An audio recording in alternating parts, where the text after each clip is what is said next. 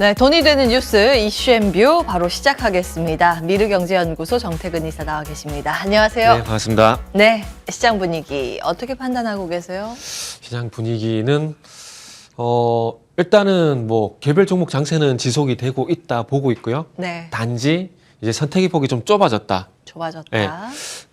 저 개인적으로 12월 20일부터 좀 시장 분위기가 좀 바뀌었다라고 좀 생각을 하고 있거든요. 12월 20일 날 코스피 지수가 2,600포인트를 찍었고요. 2,600포인트 찍게 되면서 그날 아시겠지만 외국인 선물 매수가 15,900계약? 한 그 정도 들어간 걸로 제가 기억을 하고 있는데 제가 시장을 볼 때 바닥도 그렇고 고점도 그렇고요. 그 지표를 보고 오는 것들이 뭐 몇 가지가 있는데 네. 그 중에 하나가 이제 외국인의 선물 매수 계약인데 그 일정 부분 지수가 좀 많이 오르고 난 이후에 예. 외국인들 선물 대량 매수가 들어오게 되면은 저는 거기를 좀 그 시장 고점으로 좀 잡거든요. 예를 들게 이거를 과거 사례 한 번을 좀 말씀드리면은 올해 8월 1일 날 네. 지수가 2,668포인트를 찍고 고점을 찍었거든요. 8월 1일 날. 네. 근데 그날 외국인들이 또 외국인들 같은 경우에 선물 매수 계약 수가 17,000계약 넘게 들어왔어요. 매수 계약이. 네네. 근데 그때가 또 고점이 되면서 지수가 하락을 했거든요. 물론 지금 지수가 하락을 하진 않을 겁니다. 왜냐하면 공매도 금지 때문에 하락할 이유가 이전부터 말씀드렸지만 없어요. 대신에 제가 기술 반등의 끝자락이 2,600포인트를 말씀드렸잖아요. 그렇기 때문에 2,600포인트에서 추가적으로 어떤 상승 가는 것들은 쉽지가 않을 거예요. 그리고 12월 20일부터 또 특징이 뭐냐면은 오늘 아침 쪽 같은 경우는 그 종목별 등락 현황을 보게 되면은 매수 종목이, 그러니까 상승 종목이 우위거든요. 근데 20일부터 어제까지 보게 되면 하락 종목 수가 계속 우위를 보였습니다. 네, 예. 보였었거든요. 그래서 그런 부분들을 보게 된다라면은 일단 시장은 좀 추가 상승이 조금 이제 제동이 걸렸다 보시면 될 것 같고요. 그러면서 이제 하락 종목 수가 좀 우위를 보이게 되면서 개별 종목 장세는 맞지만은 선택의 폭이 그래서 좁아졌다. 이렇게 좀 말씀드릴 수 있을 것 같네요. 약간의 착시 효과도 있습니다. 지수는 올라가는 것처럼 보이는데 그 인덱스 자금이라고 해야 될까요? 네. 지수 기여도가 높은 몇몇 종목, 그러니까 총 상위 몇몇 종목에 집중되면서 그 종목들이 이제 지수는 네네. 올리는데 그 아래 위치한 종목들이 다 같이 올라가는 그런 분위기는 아닙니다. 네, 그렇죠. 그래서 종목 장세 선택지가 좁아진 시장 뭐 이렇게 네네. 말씀을 주고 계십니다. 근데 오늘 굉장히 눈에 띄는 특징이 네. 2차 전지 쪽으로 개인의 순매수가 집중되고 있다는 점입니다. 네네. 요 오늘 아침에 정리해드린 건데 개인의 총탄 마련이 좀 돼 있는 네. 것 같아요.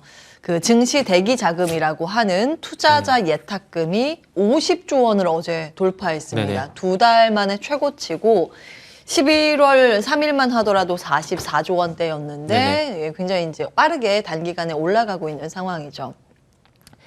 증시 대기 자금이기 때문에 뭐 어제 투자를 하진 않았지만 투자를 하려고 이제 모아둔 자금이 하나둘씩 이제 몰리고 있는 그런 상황이고요. 자, 다음 볼까요?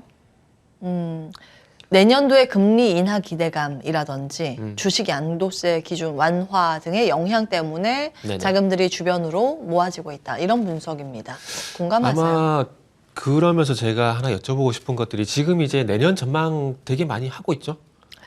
내년 전망치가 한 달 전부터 증권사에서 다 나왔죠. 네. 일단은 저는 내년 시장 같은 경우에 그렇게 조금 이제 뭐라 해야 될까요? 지수 측면에서 보게 되면 그렇게 우호적이다라고 보고 있지는 않습니다. 그러나 지금처럼 개별 종목 장세는 계속 지속이 될 거라고 봐요. 그래서 저는 개인적으로 내년 상반기 같은 경우는 금리나 이 이슈를 인해 가지고 시장이 어쨌든 긍정적일 것 같습니다. 긍정적일 것 같은데 중요한 건 6월 달까지 아시겠지만은 공매도 금지가 있거든요. 그렇기 때문에 지난 시간에 그 말씀드렸듯이 모건스탠리 같은 경우도 반도체 소부장 쪽으로 매수를 집중하는 것들을 보게 된다라면은 대형주보다는 소부장 쪽으로, 그러니까 대형주보다는 중성주 쪽으로 계속해서 지금 같은 현상이 계속 발생되지 않을까라고 봅니다. 그리고 내년에 일단 이 관전 포인트는 금리 인하의 성격이라 좀 생각을 하고 있는데 이 금리 인하가 이제 정상화 과정이다 이렇게 생각하게 되면 시장 전반적인 분위기 나쁘지 않을까라고 봅니다. 근데 이게 시장에서 기우제 지내듯이 계속 얘기 나오는 것들이 경기 둔화되는 계속 아직도 나오고 있거든요. 만약에 그런 성격으로 만약에 금리가 인하를 하게 된다라면 좀 분위기가 좀 달라지겠죠. 그런데 그래서 그러다 보니까 내년부터 이 점도표에서 봐야 될 부분이 키포인트가 뭐냐면 올해까지는 PC 물가지수를 봤습니다. 그런데 내년에는 뭘 보셔야 되냐면은 GDP 전망치를 보셔야 된다는 말씀을 드려보고 싶어요. 그래서 1.4% 정도, 0.1% 정도 하향 조정을 했는데 여기서 더 이상 하향 조정이 안 되는 게 좋을 것 같아요. 왜냐하면은 어쨌든 이제 금리 인하의 성격이 중요하다고 말씀드렸는데 이 GDP 전망치가 그대로 유지가 되거나 사양조정이 되면서 금리 인하로 가게 된다라면은 이게 금리가 정상화로 좀 볼 수 있는 부분들이 있거든요. 그렇기 때문에 시장이 계속해서 이제 종목들이 계속해서 이제 순환하는 그런 모습이 나오게 될 거고 하반기에 가서는 이제 대선이 좀 리스크가 될 것 같아요. 그 리스크가 될 것 같다고 말씀드린 이유는 한 가지입니다. 바이든이 재선이 안 될 가능성. 요걸 아마 시장에서는 리스크 좀 생각하지 않을까라는 좀 생각이 들다 보니까 내년도 같은 경우는 뭐 종목들 지금처럼 종목을 정말 잘 선택해야 되는 시장이고 지수 같은 경우는 의외로 재미가 없을 가능성도 있지 않을까라는 말씀 드리고 싶어요. 그러면서 이제 중요한 것은 이제 주도주가 뭐가 될 것인가 한 건인데 주도주는 여전히 반도체 소부장 쪽이라고 말씀드려야 될 것 같아요. 사실은 원론적인 걸로 재료들을 보자면 금리가 빠르게 인하하는 것과 네. 경제가 좋은 건 양립하기 어려운 그렇죠. 변수들이죠. 그래서 경기가 어느 정도 둔화가 된다면 금리 인하의 명분이기 때문에 네네. 둔화 가능성이 나오는 건데 다만 그 둔화의 폭이 문제죠. 연착륙인가 경착륙인가의 문제고 경착륙이 되면 시장 분위기가 안 좋아질 텐데 연착륙에 그치고 금리 인하는 수순대로 가면 시장에 유동성이 들어오기 때문에 네네. 증시는 좋다. 뭐 그렇죠. 이런 게 시장의 전망치인데 어떻게 보세요? 그 경기 전망에 대해서는. 전망에 대해서는 저는 이제 좋게 보고 있습니다. 좋게 보고 있고요.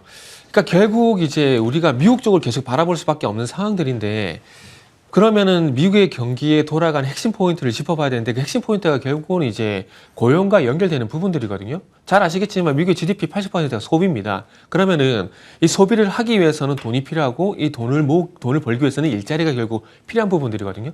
근데 지금 상황에서는 이 일자리 지표들이 나빠질 가능성이 전혀 없다라는 것들이죠. 실업률 같은 경우에 3.5% 전후에 완전 고용 상태가 진행이 되고 있는 상황들이고 경제활동 참가율을 보더라도 상당히 괜찮습니다. 그렇기 때문에 이 고용과 연결된 지표들을 보게 된다라면은 지금 당장에 뭐 리만 사태 같은 것들이 터지지 않게 된다라면은 제가 봤을 때는 경착륙은 오지 않는다고 보고 있고요. 그러다 보니까 제가 조금 이제 비꼬아서 말씀드린 게 인디안 기후세도 아니고 계속해서 경기 둔화가 오길 바란다는 얘기를 말씀드리고 있는데 제가 볼 때는 제가 확실하게 말씀드릴 수 있는 건 그겁니다. 시장에서 예상하는 경기 둔화는 우려는 저는 안 온다라고 봐요. 예를 들게 되면은 2020년도 코로나 같은 경우도 이거 아무도 예상 못했거든요. 근데 코로나가 발생됐을 때도 골드만삭스라든지 뱅크 오브 아메리카라든지 쪽 같은 경우에 영향이 전혀 없다라고 단정지어서 얘기했어요. 그러나 반대로 갔거든요. 그렇기 때문에 시장에서 예상하는 경기 둔화는 안 온다. 그런 측면에서 보게 된다라면은 진짜 리만 같은 쇼크가 오지 않는 이상 제가 봤을 때는 뭐 경기는 좋다라고 보는 게 맞는 것들이고 그러다 보니까 제가 조금 전에 말씀드렸듯이 3월달, 6월달, 9월달, 12월달 이 점도파하고 그 다음에 경기 전망치가 발표가 되는데 그래서 이 점도표에서 이제는 PC 물가지수보다는 그래서 제가 GDP 전망치를 보라고 말씀드린 이유가 거기에 따라 보시면 될 것 같아요. 그래서 결론은 경기는 괜찮을 거다. 네. 그 용어를 조금 이제 네.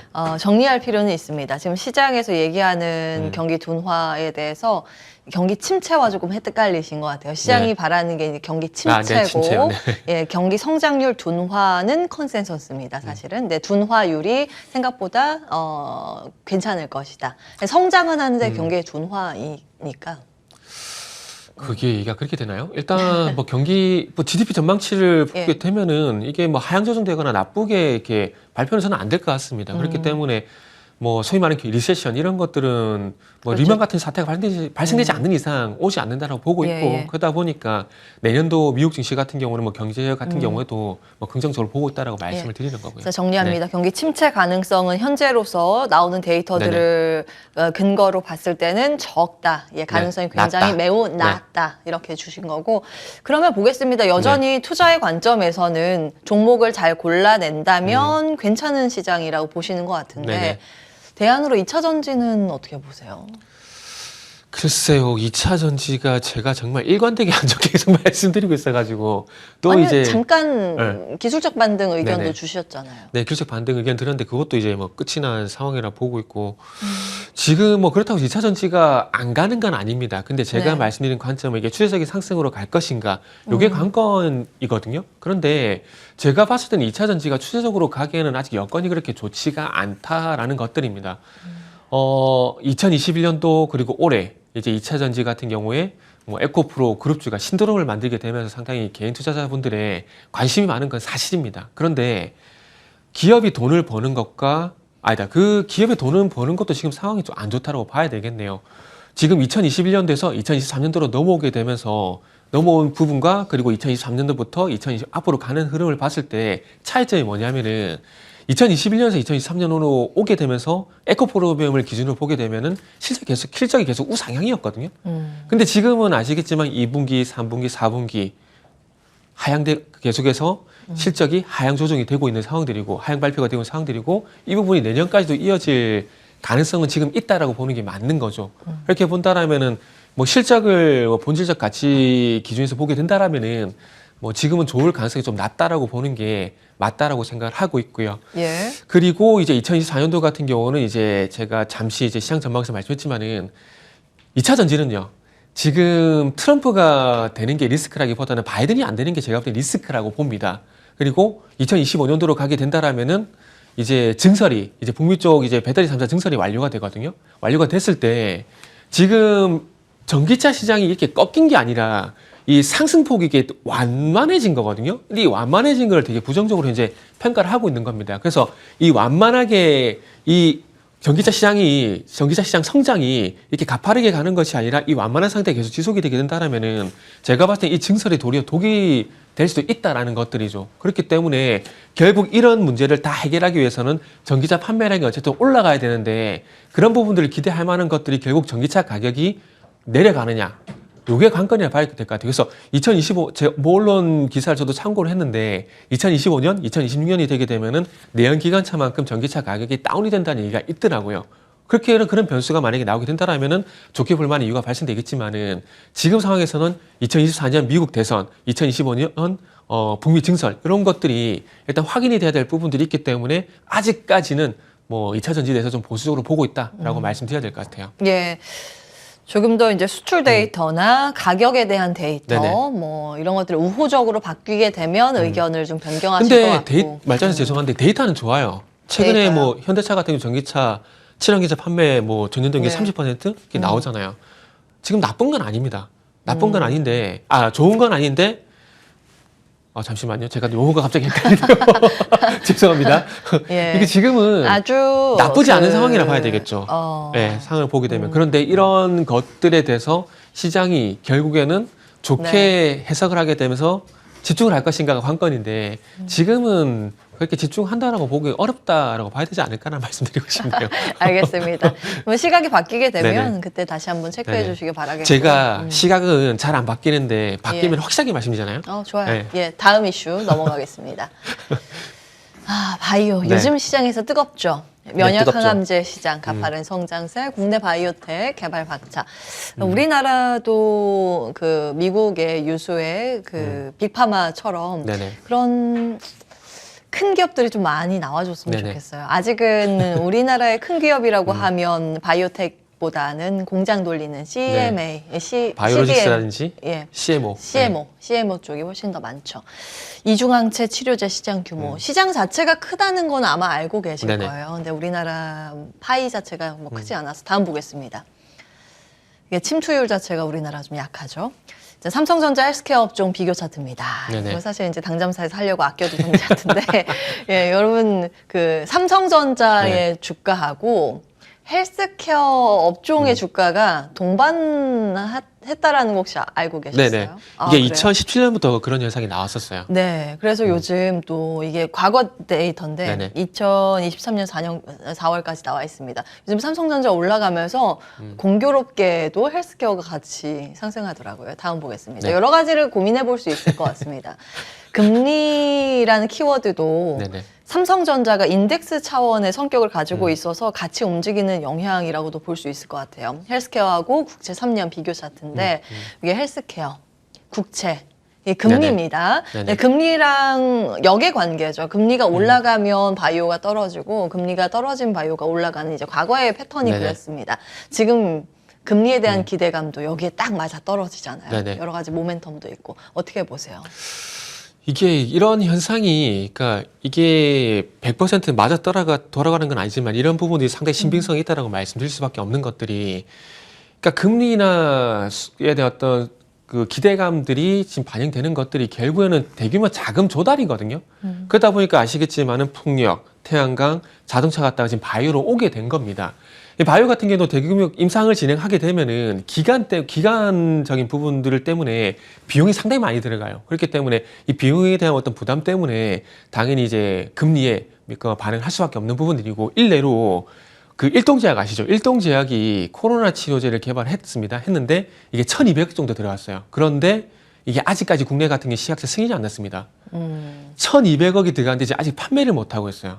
그러면 일동제약 같은 경우 손해거든요. 근데 일동제약 같은 기업도 이런 부분이 부담이 될 수 있는데, 그보다 작은 중소형 그 기업들 같은 경우에, 제약사들 같은 경우는 당연히 부담이 될 수밖에 없습니다. 그러다 보니까 기술 수출 이런 것들로 진행하게 되는데, 그러니까 이런 것들 결국 말씀을 드리는 것들이 결국 비용적인 문제라는 것들이죠. 근데 이 비용적인 부분이 어쨌든 이제 조금 부담이 완화가 좀 되게 되면서 바이오가 좀 부각이 되고 있고, 거기다가 최근에 잘 아시겠지만은 JP모건 헬스케어 오론까지 동반적으로 이제 이슈가 발생되면서 이 좋은 흐름이 나오고 있다는 봐야 될 것 같습니다. 그래서 일단은 지금은 이 금리 인하 수혜지 어떤 순환매 관점에서 일단은 바이오를 일단 보는 게 맞고요. 그리고 이 바이오가 공교롭게도 한번 업종지수를 잘 보세요. 12월 20일 전후로 해가지고 분위기가 좀 바뀌었는데, 제가 이걸 또 왜 말씀드리냐면은, 지금은 이제 바이오 시청이 많이 커져 있어서 조금은 이제 이게 엇박날 때도 있는데, 예전에는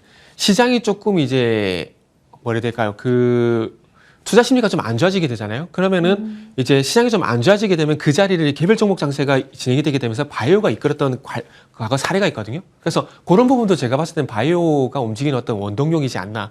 그렇게 이 세 가지 볼 수 있을 것 같아요. 금리 인하 수혜, 그리고 두 번째 같은 경우 방금 말씀드린 JP모건 헬스케어, 그리고 세 번째 같은 경우는 개별 종목 장세. 요 흐름 때문에 최근에 바이오가 좀 주목을 좀 받고 있다고 생각을 하고 있어요. 예, 지금 유튜브 채팅창에 삼성전자하고 헬스케어랑 무슨 비교인가요? 이렇게 글 올려주고 계신데 좀 정리해 주세요. 요게 지금 2017년도부터 보게 되면은 삼성전자하고요. 그 소위 말하는 바이오, 요게 그 업종 지수가 동행을 합니다. 그거를 좀 말씀을 드리는 거예요. 여러 가지를 이제 추종은 해볼 수 있습니다. 네네. 삼성전자라는 건 사실 반도체라고 알고 계시겠지만 SK 하이닉스와 크게 차이를 가지고 있는 게, 반도체도 있지만 여러 가지 다른 사업부를 하기 때문에, 그리고 시가총액 압도적인 1위 자리이기 때문에 지수의 성격을 사실 더 많이 그렇죠, 가지고 인덱스. 있죠. 그래서 우리 지수의 성격 자체가 금리 인하기에 더 강하다는 건 알고 계실 겁니다. 그래서 금리 인하기에 삼성전자의 주가도 강했을 수도 있고, 반도체로 본다면 반도체의 호황기라고 하면 경기 사이클이 좋을 때잖아요. 경기 사이클이 좋으면 뭐 금리도 사실 네네. 부담이 덜고, 네. 뭐 이런 바이오 기업들도 상대적으로 강할 수 있을 만한 여건이 되기 때문에 여러 가지로 이제 풀이는 해볼 수 있습니다. 네네. 이제 사후적인 풀이고요. 이런 흐름들이 과거에 나왔다라는 이제 차트를 보여드린 겁니다. 그리고 여기서 하나만 첨언하자면은, 예. 아까 저거 대규모 투자 말씀하셨는데, 네. 바이오도 그렇고 이제 IT도 그렇고 대규모 투자가 지금 진행이 돼야 되거든요. 그런 것들이 결국 이제 비용, 자금과 연결이 되기 때문에 그런 측면에서 같이 갔었고, 2020년도 같은 경우는 아실 거예요. 네. 그때 당시에 코로나 발생되면서 바이오가 되게 강했었잖아요. 그렇죠. 그러면서 비대면으로 넘어가게 되면서 또 IT가 괜찮았었고, 그런 연결고리가 있는 거죠. 여러 가지가 있어요. 네네. 자, 그러면 저는 여기에서 이제 두 가지가 생각이 드는데 금리 인하를 기다리고 네. 있잖아요. 삼성전자 그러면 지금이라도 사야 될까? 물론 이제 많은 분들이 국민주의이기 때문에 들고 계시겠지만 그것도 하나 궁금하고, 헬스케어 바이오 쪽 긍정적으로 보셨기 때문에 어떤 종목 위주로 접근하면 좋을까? 두 가지요. 일단은 이제 삼성전자 질문에서 대답을 좀 드리자면은, 예. 사도 됩니다. 지금도? 그러나 예. 이 먹을 수 있는 파이는 작다라는 건 분명히 명심을 하셔야 됩니다. 먼저 들어가신 분들이 조금 더 많이 먹는 게 이거는 맞는 거고요. 지금 들어가도 되는데, 지금 들어가신 분들 같은 경우는 이 수익의 파이를 좀 적게 하셔야 된다는 너무나 당연한 말씀을 드려야 될 것 같아요. 그리고 이 시간을 통해서 제가 말씀드렸지만은 삼성전자보다는 하이닉스를 좀 더 좋게 보고 있다라는 반도체로 말씀을, 보시는군요. 네, 예. 그래서 하이닉스 같은 경우는 이제 15만 원 돌파할까요, 말까요가 아니라 15만 원 돌파하고 난 뒤에 얼마 갈까, 이게 관건이라 말씀드리고 싶고, 자, 마지막으로 네, 바이오 바이오 쪽 같은 경우는 만약에 이 금리나 수혜가 아니라 바이오 업종, 바이오 제약을 좋게 보고 들어간다라면은 그걸 봐야 될 것 같아요. 블록버스터급 신약 개발. 요거 관련돼 가지고 이제 넘버 5가 얘기가 나오고 있는데 그 중에서 저는 셀트리온을 제일 좋게 봅니다. 왜냐하면은 이제 어떤 그 정부에서 어떤 액션이 나왔을 때 거기에 가장 발맞춰서 이제 진행하는 것이 셀트리온이거든요. 그렇기 때문에 내년에 만약에 블록버스터급 신약이 부각이 되게 된다라면은 저는 셀트리온을 봐야 된다라고 생각하고 있어요. 네, 여기까지 하겠습니다. 미르경제연구소 정태근 이사와 함께했습니다. 말씀 고맙습니다. 네, 감사합니다.